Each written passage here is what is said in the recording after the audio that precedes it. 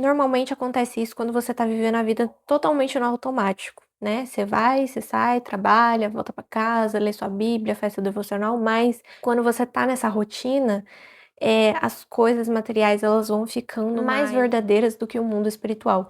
E aí, quando você passa por uma situação ou alguma experiência que é mais espiritual, você fica assim: caraca, a Bíblia é real e Jesus está voltando. E é exatamente isso que eu sinto quando eu leio essas palavras. Tanto essas quanto a de Davi. Oi, gente, tudo bem com vocês? Sejam bem-vindos a mais um vídeo aqui no meu canal, onde eu compartilho com você aquilo que eu aprendo de Jesus na minha caminhada com ele. E hoje, dando continuidade então à nossa série de salmos, vamos ao salmo número 12. No último salmo, a gente viu sobre conselhos e o cuidado que a gente tem que ter ao receber o conselho de alguém. Porém, aqui a gente vai para uma linha totalmente diferente. A gente vai ver um Davi totalmente abalado com a sua confiança nas pessoas. Ou seja, se antes ele estava indo atrás das pessoas para buscar um conselho, agora ele não confia em ninguém. Chegamos nesse extremo de não posso confiar em ninguém, mas ao mesmo tempo no outro salmo eu fui atrás das pessoas justamente para isso.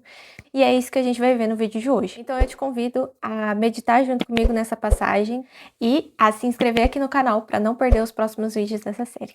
Vamos ao vídeo de hoje. Salmo número 12, para o mestre de música, em oitava, Salmo davídico. Salva-nos, Senhor, já não há quem seja fiel, já não se confia em ninguém entre os homens. Cada um mente ao seu próximo, seus lábios bajuladores falam com segundas intenções.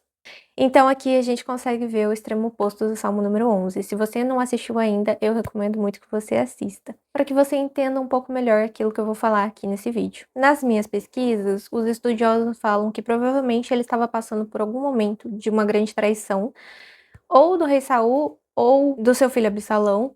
Então, mas não se sabe ao certo por qual momento da vida ele estava passando. Mas o que a gente sabe é isso. Ele está muito frustrado com a falsidade das pessoas à sua volta.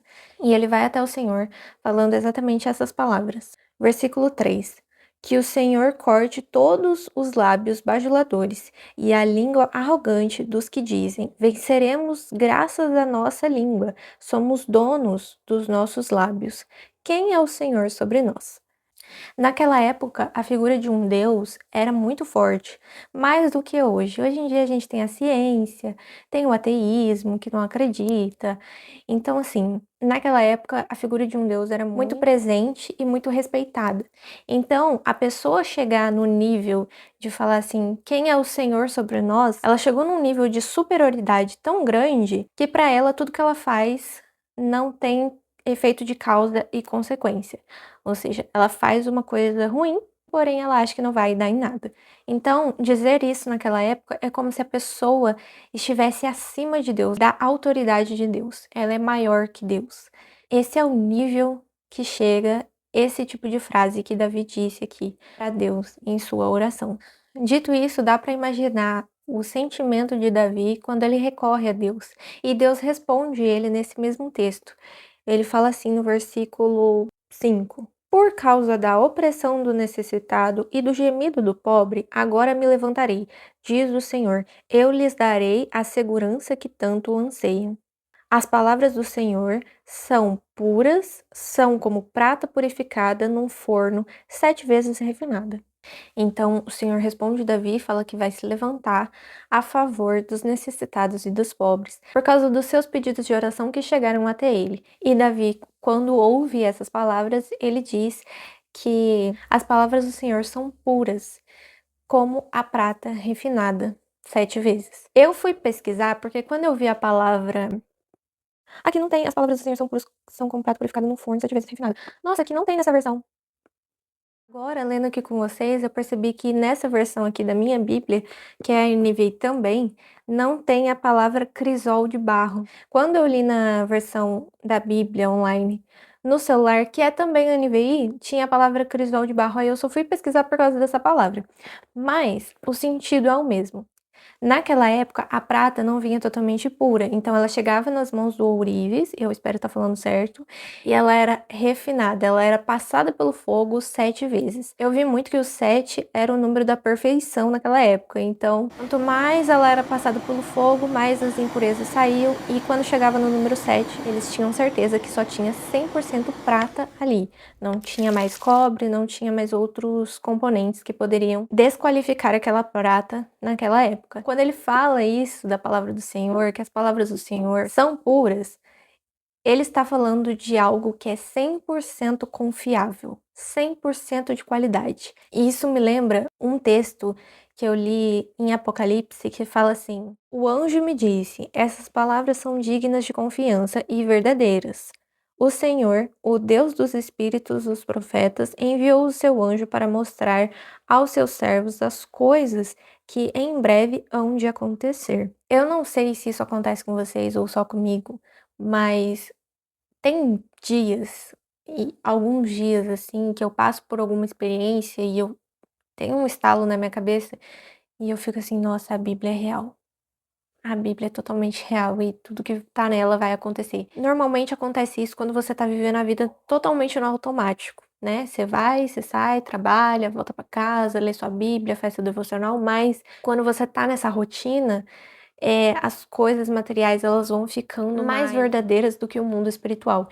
E aí quando você passa por uma situação ou alguma experiência que é mais espiritual, você fica assim: "Caraca, a Bíblia é real e Jesus está voltando".